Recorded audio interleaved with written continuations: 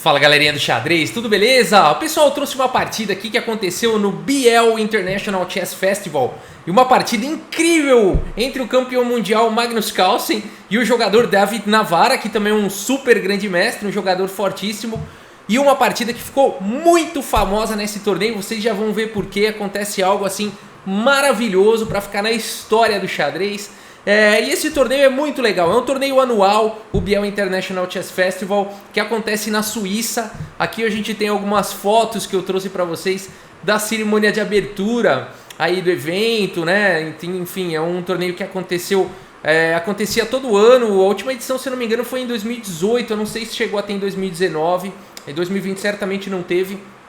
E aqui a gente tem mais algumas fotos aí, então, desse evento aí, né? O que eu percebo de alguns desses torneios internacionais é que eles acabam sendo, além do torneio, um grande evento, com cerimônia de abertura, com shows, com lazer, com gastronomia e tudo mais, né? Uma experiência completa aí para quem tá participando, tanto para quem tá jogando quanto para quem tá indo lá assistir, né? Mas vamos dar uma olhada nessa partida, então, que entrou para a história. Magnus Carlsen aqui de brancas na primeira rodada do BL International Chess Festival, abrindo aí o torneio, vai fazer uma pérola aqui contra o David Navara. D4 aqui pelo Magnus Carlsen, cavalinho F6 pelo David Navara, cavalinho F3, D5 e aqui C4, buscando aí uma atuação aí no centro, né? Aqui tá oferecendo esse peão, muitas vezes as pretas podem até querer capturar aqui esse peão, né? As brancas acabam oferecendo aí para conseguir um centro forte, muitas vezes vão ficar com uma presença de peões aqui no centro e vão recuperar o peão cedo ou tarde. Então aqui o jogador de negras preferiu jogar, né? O Navara decidiu seguir com E6, protegendo o peão central. Bispo G5, bispo B4, cheque. Aqui cavalo C3, bloqueando o cheque. E H6, atacando aí o bispo. E aí o bispo tem que se decidir, o que ele vai fazer. Se ele vem para H4, se ele captura. E aqui o Magnus Carlsen decide então capturar o cavalo, temos bispo por F6. Aqui o David Navara tem que recuperar a peça, faz dama por F6. E o Magnus Carlsen segue simplesmente com o lance E3. Ele precisa tirar o bispo daqui, né? O bispo aqui da casa de F1. Então uma outra possibilidade mais arrojada seria jogar com G3, bispo G2. Mas o Magnus Carlsen faz o simples aqui, joga com E3, além de tudo protegendo agora o peão de C4. Roque aqui pelo David Navara, torre C1 pelo Magnus Carlsen, dando aquela postergada, né? Muitas vezes quando o jogador de brancas está oferecendo aqui o peão de C4, ele dá uma postergada para desenvolver o bispo de casas claras, porque se ele joga direto aqui, ao invés de torre C1, por exemplo, se ele faz aqui um bispo D3, o jogador de negras joga D por C4 e ele perde um tempo aqui. Então a grande esperança aqui das brancas quando jogam torre C1 é que as negras já façam D por C4 e bispo por C4, e aí você não vai ter perdido um tempo, né?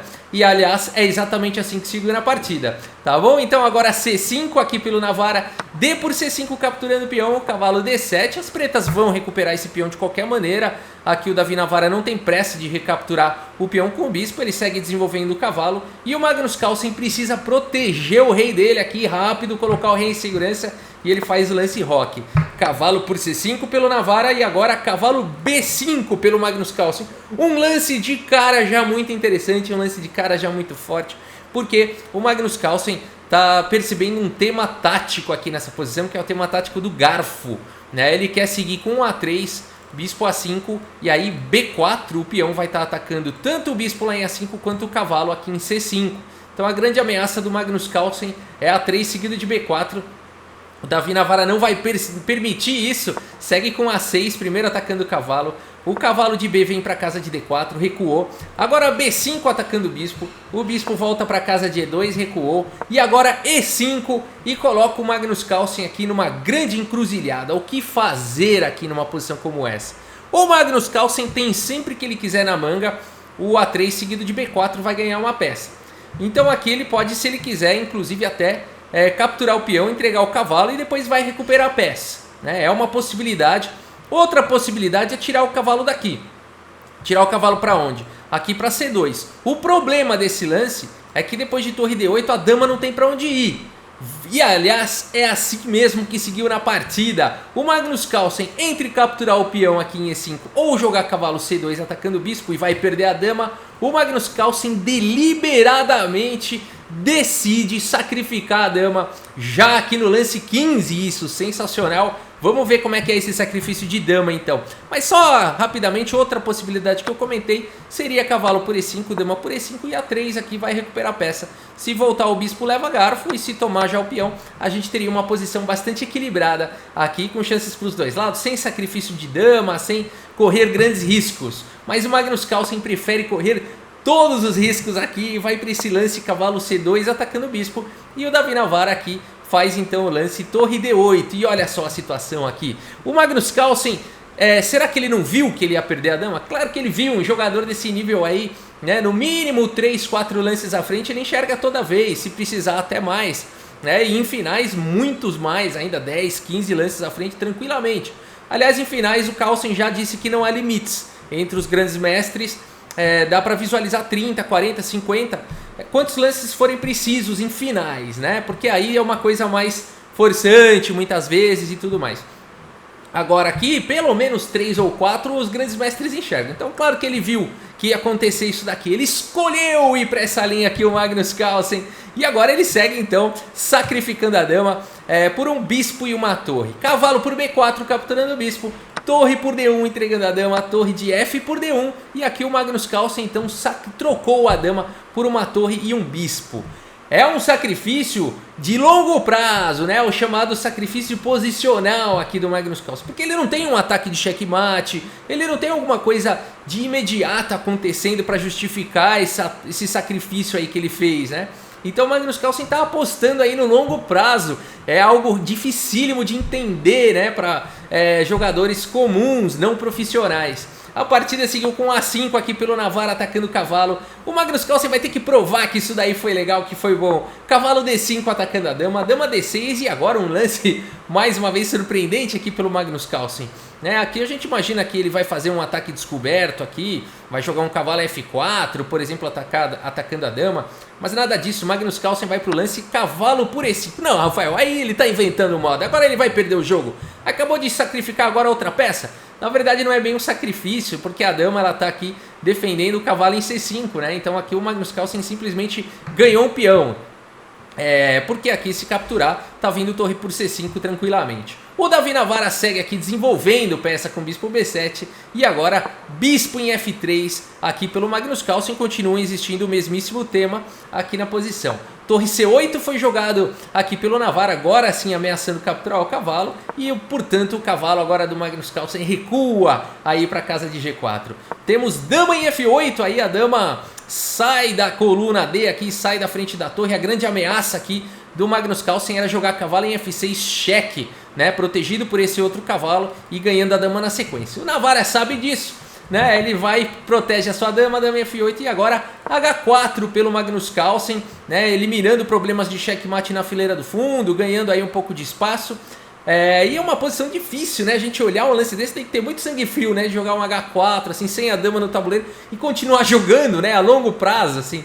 Bom, a partida segue com o cavalo D7 aqui pelo Navarra, torre por C8 e aqui o Magnus Carlsen colocou um problema não, né? Mas forçou aqui a resposta do Navarra, porque não dá para ele capturar aqui de dama, senão tá vindo um duplo aqui de cavalo ganhando a partida imediatamente. Então aqui o Magnus Carlsen força a resposta do Navarra e segue aqui simplesmente com A3, mais um lance de frieza, né? Primeiro H4, um lance muito frio, e agora A3, outro lance muito frio, né? Aqui pelo Magnus Carlsen, esperando aí o momento certo para ver se acontece alguma coisa. A partida segue agora com H5 atacando o cavalo. E esse cavalo já não tem muitas casas boas. A posição, ao meu ver, assim, é desesperadora para o Magnus Carlsen, porque o cavalo não tem nenhuma casa boa, vai ter que vir para H2 e de H2 esse cavalo não joga tão fácil também. A partida segue com o cavalo H2 e agora G6 protegendo o peão de H5. Esse cavalo não volta tão cedo no jogo. Bispo em E2 pelo Magnus Carlsen. O ponto todo é esse. O Magnus Carlsen calcula tudo, né? Ele enxerga tudo. Esse lance, além de ganhar um tempo aqui e atacar o peão, já prepara também para o cavalo voltar para o jogo.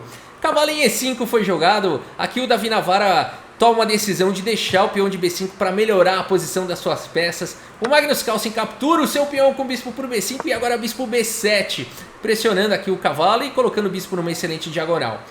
Cavalo C3 aqui pelo Magnus Carlsen, agora dama em E7, atacando o peão de H4.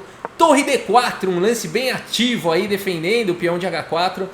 Temos dama em E6, muito possivelmente aqui de olho na casa de B3 para tentar atacar o peão de B2 que está fraco. Cavalo em F1 aqui pelo Magnus Carlsen, trazendo o cavalo de volta aí para o jogo, né? Só sobrou essa casa, F3 está meio dominada aqui já pelas negras, então o cavalo vai ter que ir lá para F1 para voltar para o jogo. E agora a dama B3 aqui pelo Navara. Eu olho essa posição, eu não acredito que o Magnus Carlsen está jogando isso, porque agora está caindo B2, a posição é difícil demais de jogar. Aqui torre D2 jogado pelo Magnus Carlsen, se segurando agora, defendendo aqui o peão. E aqui cavalo C4, cada lance que o Navara faz é uma pancada, né? Aqui eu tenho que estar com o psicológico em dia, né? Tem que ter o psicológico mesmo de um campeão mundial, uma frieza absurda de aguentar essa pressão aqui e continuar achando os lances, né? Bom, a torre está atacada, o peão vai cair. Não tem muito o que fazer, a maioria dos jogadores cairia numa tentação psicológica de capturar logo o cavalo e tentar ver o que acontece, né? O Magnus Carlsen não. Ele segue com torre D7, atacando o ponto de F7, atacando o bispo, deixando aqui, tá caindo o B2, tá caindo o cavalo, a posição é bem complexa. O Navara segue agora com cavalo por B2 e aqui então o cavalo do Magnus Carlsen está atacado. O Carlsen segue capturando o bispo que está solto, torre por B7. Dama por C3, recapturando aí a peça. E agora bispo em E8 aqui pelo Magnus Carlsen, atacando aqui esses peões todos, né? O ponto de F7 aqui está bem atacado agora. O Navara segue com rei F8 para não levar cheque aí, senão ia cair bispo por F7 com cheque, bispo por G6 ou enfim, poderia, né? Então rei F8 evitando aí os cheques. Agora bispo por F7. E aqui também evitando torre, né? Agora não dá para tomar de torre aqui, senão tá caindo o bispo. Então bispo por F7, dama C6 atacando aí a torre, deixando o cavalo, propondo as trocas, né? E o Magnus Carlsen aceita e vamos ver esse final então, torre por B2, rei por F7. E a gente tem esse final, Magnus Carlsen com 5 peões, Davi Navara com 3 peões, Magnus Carlsen com 2 peões aí a mais, torre, cavalo contra dama. Em geral, em finais, uma torre e uma peça menor contra a dama dão uma briga boa. Como o Magnus Carlsen tem peões a mais, pode ser que aqui que ele consiga alguma coisa bacana. Agora, ele tem que tomar cuidado, porque se o Navara capturar o peão da coluna A, a coisa muda de figura, peão passado é perigoso demais. Vamos ver como é que o Magnus Carlsen segue aqui então, qual é a técnica. Torre D2 pelo Magnus Carlsen, buscando um apoio aqui, olha só, buscando um posto bacana para defender em H4 e jogar A4 e defender tudo e ficar com uma fortaleza legal. Aqui dama em A4, o Navara não vai permitir não, né? Agora se torre aqui tá caindo em A3 e aí é fatal, aí as pretas vão ganhar com certeza. Então o Magnus Carlsen faz o único lance aqui que não perde, torre D3, segurando esse peão vale ouro. Agora a partida segue com dama por H4, beleza, o Magnus Carlsen sabia que ia perder esse peão, tudo bem, ele ainda tem 3 aqui contra 2, tem uma maioria bacana e agora vai dar para defender o peão. Como? Primeiro torre D7 cheque, rei em G8 e agora torre D4. Por que não torre D4 direto? Não é melhor você empurrar o rei lá para o canto primeiro? Qualquer lancezinho que você ganha um tempo a mais vale ouro no xadrez. Então aqui, atacando a dama e preparando para avançar o peão. A dama em E7 em segurança e finalmente aqui o lance A4. E agora o Magnus Carlsen montou uma coesão bacana aqui entre as peças, né? Uma cooperação bonita entre as peças. O peão protegendo a torre protegendo o peão. Tá todo mundo aí junto, todo mundo se protegendo.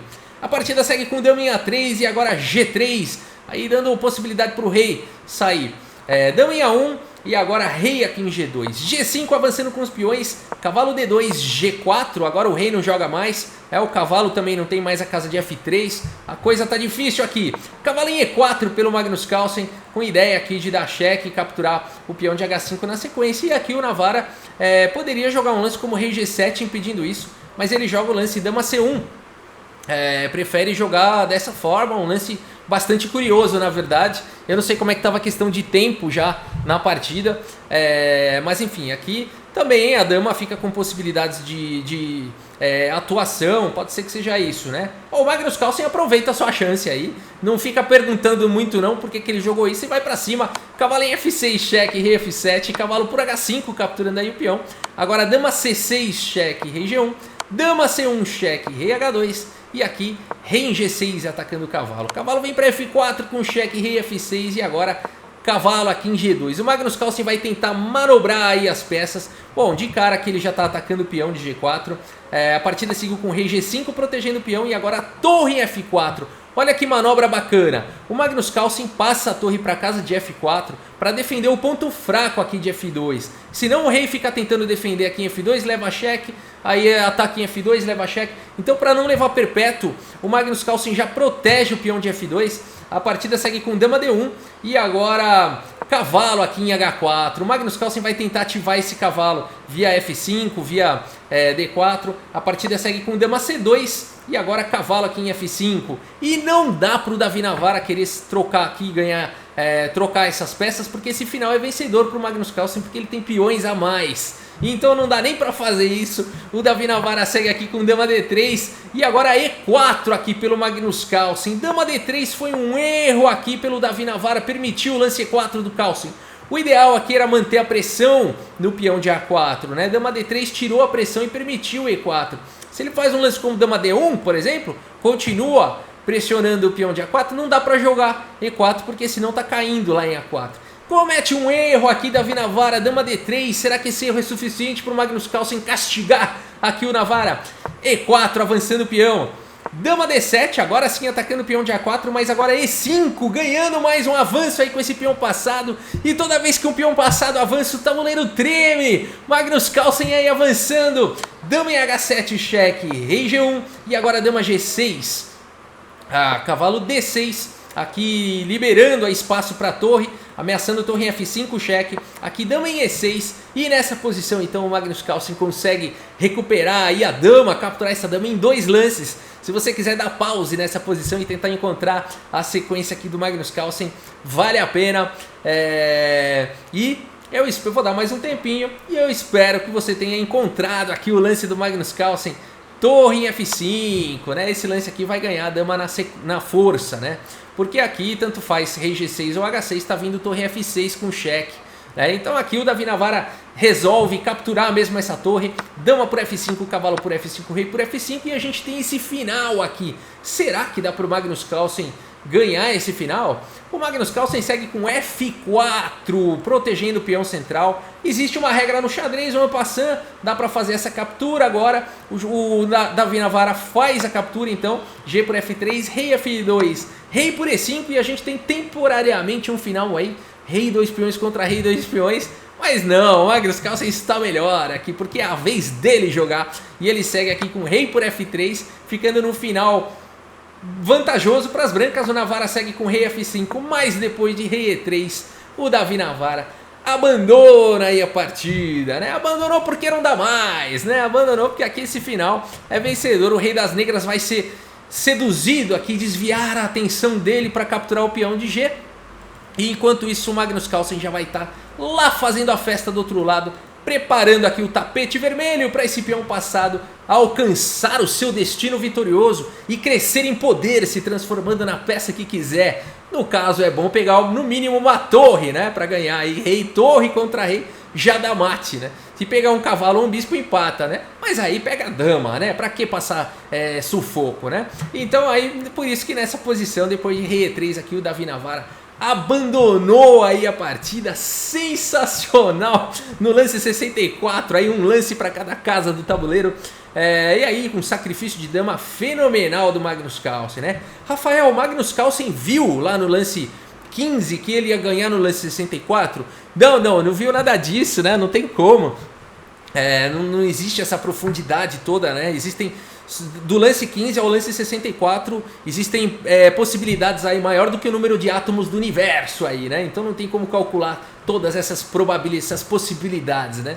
É claro que aqui o Magnus Carlsen fez um sacrifício acreditando, enfim, com o seu conhecimento estratégico, com o seu conhecimento tático, com o seu conhecimento de planos e tudo mais. É algo realmente de difícil compreensão, né, para jogadores normais assim, mas é bonito de ver, né? O ponto é que é bonito de ver, né? Isso é indiscutível. Agora, vamos dar uma olhada aqui então no relatório do chess.com, que ele é surpreendente, vamos ver.